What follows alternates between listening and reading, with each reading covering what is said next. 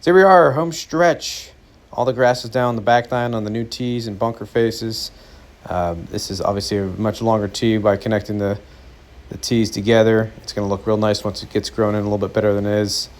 I wanted to point out here in a second on this red tee on 10 and the red tee on 2, we've connected the tees on the red tees to the fairway to make them bigger, both for the mower and just setting the tees in the morning for the ladies when they tee off. And I think it just looks aesthetically a lot better.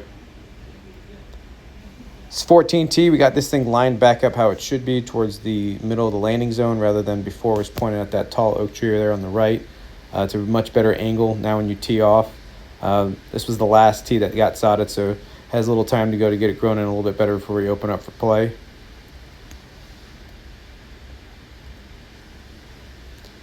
And as you saw in that last clip on 13, the transition now from 13 green to 14 tee is much different look. We've removed some low hedges and plants that were behind that green that we felt that a lot of golf balls were rolling into that wasn't necessarily fair. So removed a bunch of the hedges and brought that sod back a little further, so if your ball does get pulled behind the green or to the left, you have a little bit more space to play out of, and rather than having plants, we have pine straw down so you can play the shot.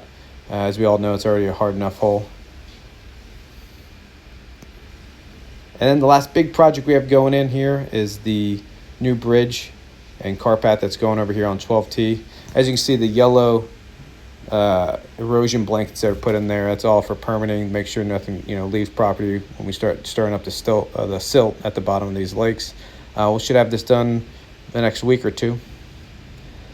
17 ladies tee, it's a much better angle when you're teeing it off now rather than aiming at that palm tree and the oak trees on the right. We moved it to the left about 15 to 20 yards from where it was before. The transition coming off the bridge with the Bahia just looks a lot better. Really happy how this turned out. And it was also help having Bahia on that lake bank from erosion when we have these heavy storms. I think the ladies would be happy with this. A little shot of number 4. Couldn't help myself. Just a totally different hole now. So Ron Forrest just changing up some bunker edges that we were experiencing washouts with. So we're not done yet, but we got the concrete and pavers in here at the bathroom. Obviously we have some landscaping to do and some grading to do in the back here. This concrete pad was poured the last aerification closure. We're going to have an overhang going in here over the top, so if we do have some severe downpour of rain, members will have a place to go to. We got to do some grading in here as well. Getting some new fresh plants in here. But this is the new bathrooms. If you haven't been on property to see these yet, it's coming along really nice. I'll give you a little sneak peek inside the bathroom if you haven't seen these yet. Nice and fresh and updated. That would be the men's. And this would be the ladies. They look really good. And we'll get the rest of this cleaned up and have it ready to go for this upcoming season. Should be a really nice new feature. It's a new equipment blow-off station. I poured this concrete pad here so we don't have to use backpack blowers. We can be a little quieter here around the shop so you guys don't hear us around 15 and 16 surrounding holes. So we switched up the front entrance. I know last season we put in this flower bed in the middle. We went ahead and got rid of the St. Augustine and put in some Bermuda grass.